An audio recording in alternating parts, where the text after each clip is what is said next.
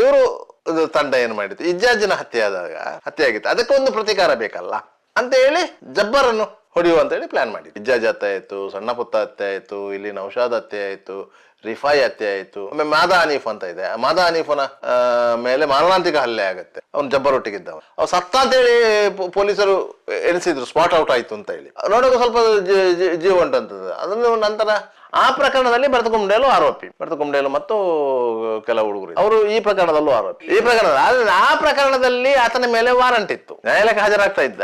ಅದ ನಂತರ ಈ ಪ್ರಕರಣದ ಮೇಲೆ ನ್ಯಾಯಾಲಯಕ್ಕೆ ಹಾಜರಾಗ್ಲಿಲ್ಲ ಅಂತ ಹೇಳಿ ಆತನ ಮೇಲೆ ವಾರಂಟ್ ಇತ್ತಲ್ಲ, ಅದಕ್ಕೆ ಬಂದು ಹಾಜರಾದದ್ದು ಆ ವಾರಂಟ್ ರಿಕಾಲ್ ಮಾಡ್ಲಿಕ್ಕೆ ಅಂತ. ರಿಕಾಲ್ ಮಾಡ್ಲಿಲ್ಲ, ಅವರು ರಿಕಾಲಿಗೆ ಅಪ್ಲಿಕೇಶನ್ ಹಾಕ್ಲಿಲ್ಲ, ವಾರಂಟಿಗೆ ಹಾಜರಾಗಿ ಜೈಲಿಗೆ ಹೋದ. ಯಾಕಂತ ಹೇಳಿ ಜೈಲಿಗೆ ಹೋದ್ರೆ ಅಬ್ದುಲ್ ರೆಹಮಾನ್ ಕೇಸಲ್ಲಿ ಪೊಲೀಸರು ಏನ್ ಮಾಡ್ಬೇಕು, ಅವನನ್ನು ಪೊಲೀಸ್ ಕಸ್ಟಡಿಗೆ ತಗೊಂಡು ಕಾನ್ಸ್ಪಿರಸಿಯಲ್ಲಿ ಭಾಗಿಯಾದವನು. ಆದ್ರಿಂದಾಗಿ ಭರತಕುಂಡೇಲನ್ನು A1 ಮಾಡಿ ಅದರಲ್ಲಿ ಇದು ಮಾಡಿದೆ, ಕಾನ್ಸ್ಪಿರಸಿ